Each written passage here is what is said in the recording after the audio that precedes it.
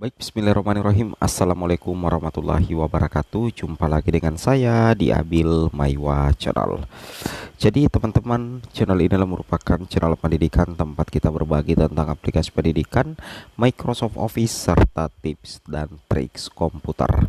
Jadi pada video kali ini teman-teman ya, kembali lagi admin akan mencoba mengupdate ya informasi terbaru seputar perkembangan P3K Guru formasi tahun 2023. Yang mana ya akan kami bahas di sini itu adalah kondisi terbaik bagi P2, P3, P3K Guru 2023 auto 100% lulus ASN P3K Guru 2023. Tapi sebelum kita lanjut teman-teman ya, bagi rekan-rekan guru yang baru pertama kali menemukan channel ini, jangan lupa tekan tombol subscribe-nya dan aktifkan lonceng notifikasinya agar setiap hari Bapak Ibu bisa mendapatkan update informasi terbaru seputar perkembangan P3K Guru. Baik Bapak Ibu, di sini kita akan membahas secara spesifik lagi terkait dengan bagaimana kondisi terbaik ya untuk P2 dan P3 P3K Guru 2023 bisa auto 100% lulus menjadi ASN 2023. Langsung saja teman-teman kita tutup poin ke informasinya. Nah, di sini ada postingan di salah satu media sosial. Di sini pelamar ini mengatakan kemungkinan dia adalah pelamar untuk formasi jabatan guru TIK ya. Di sini dikatakan kalau formasi guru TIK ada 32, kemudian yang daftar ada 9, apakah lulus semua atau butuh ranking? Sebenarnya tetap di ranking ya, semuanya tetap di ranking berdasarkan nilai. Cuman kalau misalkan formasinya jauh lebih banyak daripada jumlah pelamarnya ya, itu perankingannya berjenis pengurutan aja teman-teman ya, tidak ada persaingan dan kemungkinan bakal lulus 100% ya, seperti itu kira-kira. Itu yang harus teman-teman pahami. Nah, di sini kalau kita perhatikan ini kemungkinan besar bisa menjadi salah satu kondisi yang paling bagus teman-teman ya. Kenapa saya katakan ini jumlah formasinya itu sangat banyak teman-teman ya, berkali-kali lipat daripada yang mendaftar. Ini menjadi salah satu kondisi yang sangat menguntungkan baik itu pelamar P1, P2, P3 dan juga P4 teman-teman ya. Nah, kita lihat di sini jumlah formasi guru TIK-nya itu kan ada 32 teman-teman. Sedangkan yang mendaftar itu cuma 9 ya. Yang mendaftar itu cuma 9.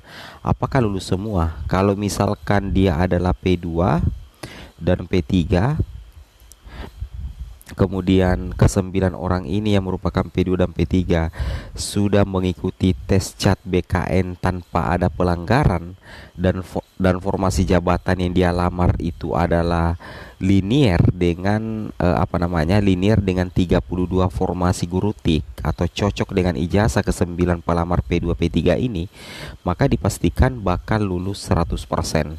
Kenapa? Karena formasinya jauh ya, jauh lebih banyak daripada jumlah pelamar. Logikanya seperti itu ya.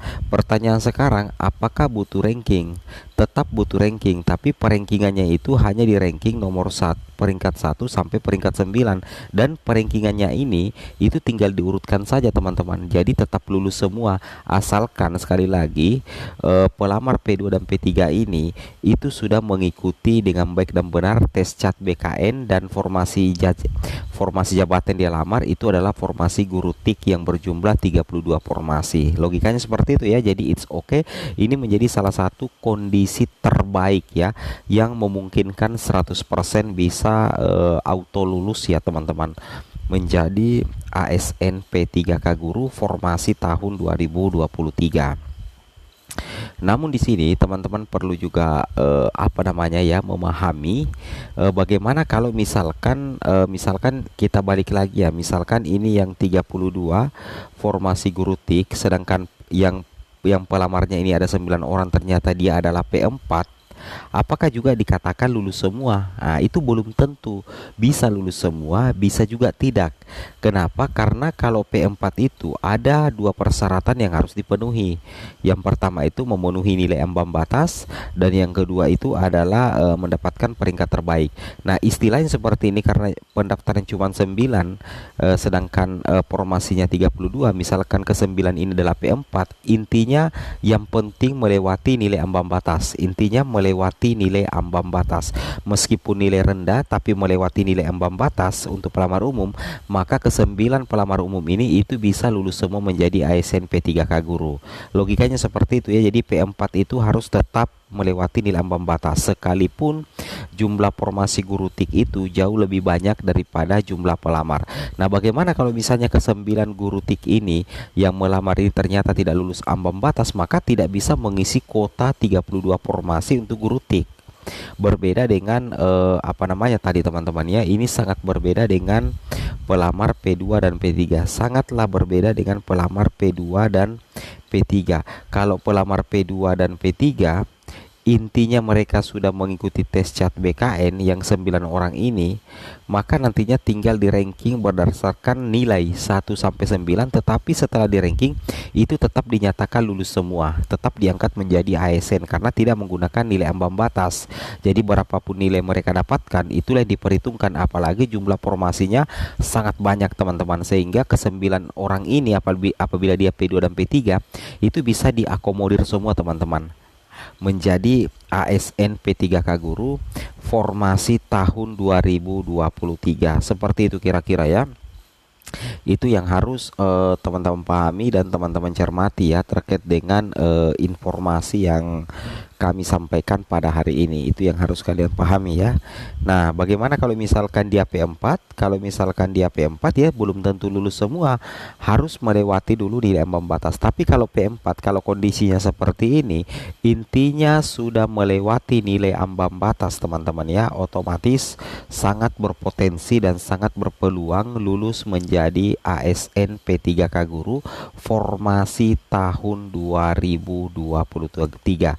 Karena jumlah formasinya ada 32 sedangkan pelamarnya hanya 9 ya. Logikanya seperti itu teman-teman ya. Nah, kemudian kalau kita lihat di Juknis resmi ya, memang sudah diperpampang di sini. Nah, bahwa untuk nilai maksimal nilai kumulatif paling tinggi kalau teman-teman benar semua untuk kompetensi teknis, mansos dan wawancara, maka teman-teman itu akan mengantongi nilai sebanyak 670. Ya, yang mana untuk nilai maksimal seleksi kompetensi teknis itu 450, kemudian nilai maksimal untuk kompetensi manajerial sosiokultural 180, kemudian wawancara itu 40 teman-teman. Sedangkan ini keistimewaan bagi P2 dan P3. Nah, ini dia dikatakan di sini teman-teman bisa lihat kalau P2 dan P3 pelamar yang berkebutuhan khusus dinyatakan lulus seleksi jika berperingkat terbaik pada lowongan kebutuhan jabatan dilamar. Berarti penentu kelulusan dari pelamar P2 dan P3 itu adalah nilai peringkat terbaik berapapun nilai, dan salah satu keistimewaannya P2 dan P3 itu tidak dibebankan nilai ambang batas. Berbeda dengan pelamar umum itu wajib memenuhi nilai ambang batas. Jadi kalau pelamar umum tidak bisa melewati nilai ambang batas itu tidak bisa lulus teman-teman ya. Oke, sekian dan terima kasih. Wabillahi taufik wal hidayah. Wassalamualaikum warahmatullahi wabarakatuh.